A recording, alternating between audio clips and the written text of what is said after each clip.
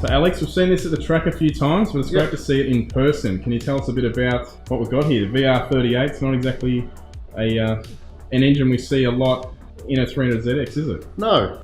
Basically, the VG30 just wasn't going to cut it for me anymore. I've had it for a long time. I needed to step it up. You know, cars are getting really quick out there. This was a perfect choice. Everything works well. Yeah, and it's got a sequential gearbox in it, and it makes it just drive so much nicer. It's very quick. Ran a 10.1 at 140 something.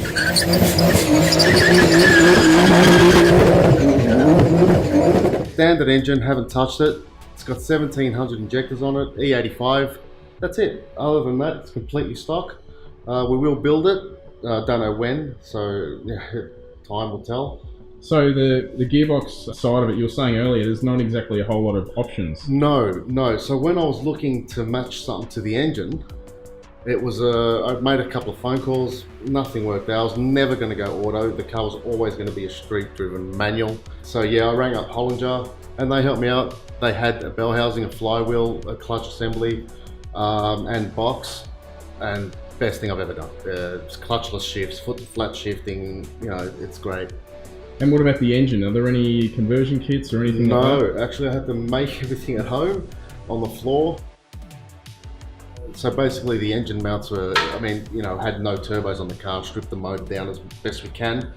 I had the original engine mounts, modified them, and it worked great. Gearbox mount, Hollinger has a makeshift mount. I had to build into that, and with the original gearbox mount for this, the Z-box, and that all came together, and that worked really good. Very close, but really good. And the rest of it was just basically, you know, exhaust needed to be made and whatnot. The body is all seam welded. Yep. By a guy from work, Stamper Carey. The electrical side of things was done by Bob, High-Tech ECUs, great bloke. He helped me out a lot. And the rest of everything else was basically done by me. So what are you running in it in terms of the loom? Is it a custom loom? Yeah, so everything basically needed to be matched up to the Z wiring loom. So it's R35 engine harness. Cyvex also have a patch harness for the R35.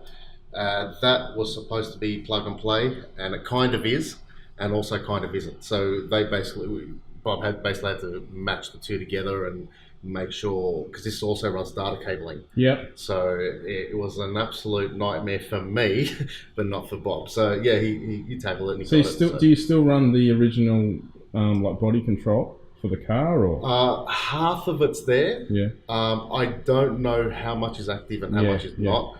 I don't know if it's in full use at the moment. I am running the dash and the TV. I'm not sure. I noticed that. So yeah. you've got the. Was that hard to put in? No, very simple. Yep. Because I already had the looms there. Okay. So basically, I made all the fiberglass housings and all that. I sat it where it needs to be, and basically plug and play. That was plug and play and true plug and play. So. And what about the rear end? What have you got going on? At the moment, there's a twin turbo diff in there, the standard diff in there, which is strong as hell. I think they're a 9.2 inch diff. Yeah. Which is very, very strong. That will take it.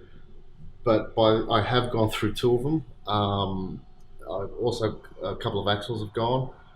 So we are going to go with the winter's quink change. Yes. Not yet, in time. So just to go back, we're actually at Checkered Tuning today. Yeah. Trent's always tuned your car, or? Yeah, nobody touched the car, just Trent. Yeah, I'm pretty bad like that. But I trust Trent 100%. And he's the only one that's ever really done any kind of tuning at all, period. So this is still factory turbos? Yeah, the whole engine is 100% stock.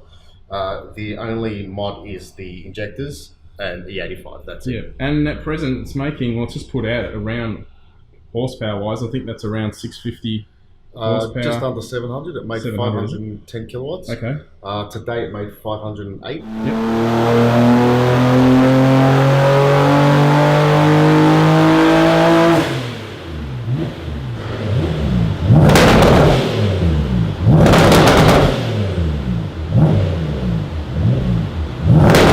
But it's on low boost. It's on 17 pounds of boost. and we're happy at that. So it's basically stock turbo, stock engine, and Yes. the only thing you've really done is the 85 Yep. and a tune. Yep, that's it. Yeah, I would never get that out of a VG. That's amazing. I would never get that out of a VG. So, and if I did, it'll be, you know, on its last legs. Yeah, But yeah. reliability, I mean, it's all here. It's a great engine. I'm surprised we haven't seen more people do this conversion. Maybe your car might inspire them, but yeah, obviously hood clearance is an issue. Being yes, definitely, such a tall definitely. I had to modify that. It's rough, but the car is fully engineered, Yep. street registered. So it will get a makeover in the next coming years. I'm not going to touch the body now. The whole car the platform needs to be addressed and finished completely before I iron out all the bugs. Yeah. You said earlier you've owned it for over 20 years. Yeah, 96. Since 96 I've had this. I've had two other Zs, I think it was, after this, but it's a long time. Yeah, awesome. What about the future? Anything else besides fixing the body up? We're going to go wide body. Yep. The front's good. We're about, I think, 70 mil over on the front. I think the back's about, at the moment, about 50 mil over. We are going to go proper wide body, and again, Sam's going to do the whole arse end for me. And this guy needs to be turned up. You want to step it up a bit? Absolutely.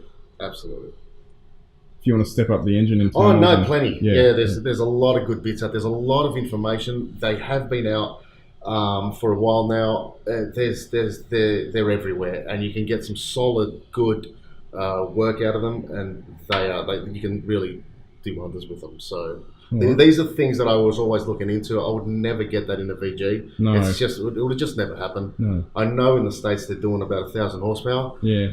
But yeah, how much of that is real? How much of that is fake? Who knows? Look, I can see initially it's a bit of an investment to set it up, but long term, sort of, you've got so many more options, haven't you? Absolutely.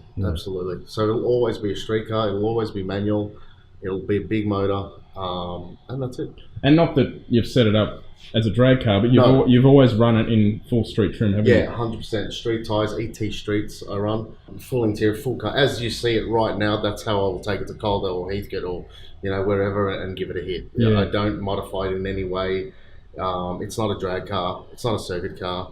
So the way I will drive it on the street, that's the way I'll take it out. You said you have done a track day in it though? Oh yeah, the car's been, not with this setup. Yeah. It's been Winton, Sandown, Phillip Island. I can't remember where else over the years that I've owned it. I think the best at Phillip Island was, don't laugh, I think it was a 150. Yeah, that's something all right, at Phillip Island. That was with the old setup. Yeah. So the old setup was, I think, 490 horsepower at the wheels. Not much torque in it. The numbers were, I guess, there, but the torque was not. So there's a big difference in engines right now. So, all right. And this is the big brother of the VG anyway. So, it is, isn't it? Yeah.